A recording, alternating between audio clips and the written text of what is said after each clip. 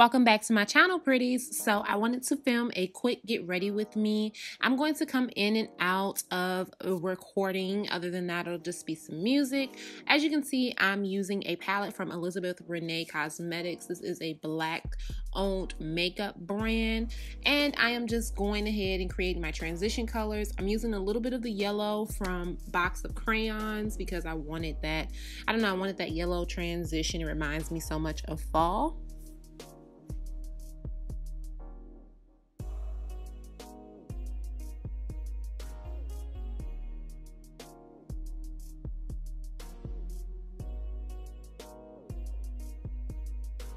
I always love a little bit of black to smoke out any eye look. And I think even with colors, adding that black is so beautiful to just smoke it out, and it can take a look from like day to night, or in our case, it can take it from a very spring tropical look to a fall look. I'm cutting my crease. And I'm noticing I cut this crease kind of funky. I'm noticing that I don't have to go so far in my inner tear duct. So if you have eyes kind of shaped like mine, take that little mental note in. I did this again since, and I definitely seen a dramatic difference. I love how creamy the eyeshadows are. They're almost like, I don't know, they're almost like a paint, and you kind of paint them on and they dry on your lid. It's so cool.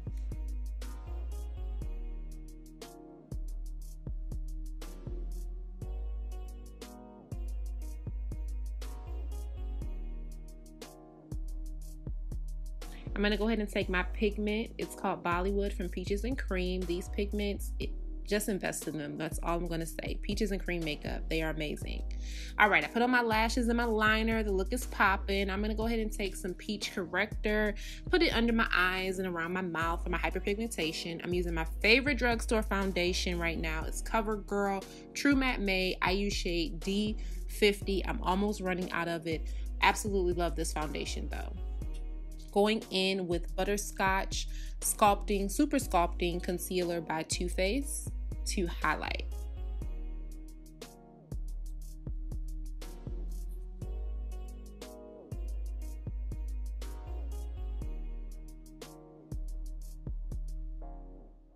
I'm going to take some setting spray from Renee Cosmetics also, and I'm going to spray it over my face.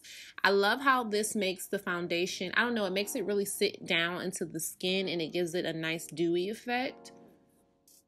So that's just a tip when you are putting on your highlighter.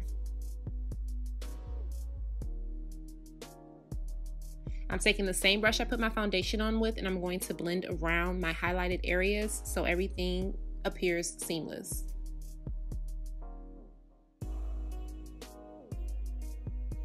Now I'm using the Renee setting powder, and I'm going to contour with my favorite of all time, Covergirl Ebony Bronze.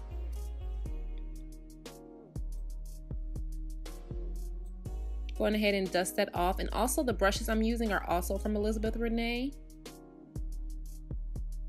I'm going to take the setting spray and actually set my face, spray it up. You should be wet. Okay, this part is kind of weird. I was actually adding glitter down in the lower lash line, but it completely got cut off. Now let's move on to the hair portion. This wig is called ANYA. It's from the Sensational Empress collection, and I got it from SAMSBEAUTY.com. I'm going to go ahead and put it on my head. As you can see, I am going to need some edge tamer. I use the Eben 24-hour edge tamer, and I'm just taking my time with a rat tail comb, and I am swooping my own natural edges. I have a very advanced hairline, so I always kind of have to do this. And where my hairline is a little sparse, as you can see, what I'm doing is I will just create some baby hairs from the wig, and I'll blend it all together, and I think it always has a very natural, realistic appearance to it when I do things this way. So this is what I usually do, and this is how I create my edges.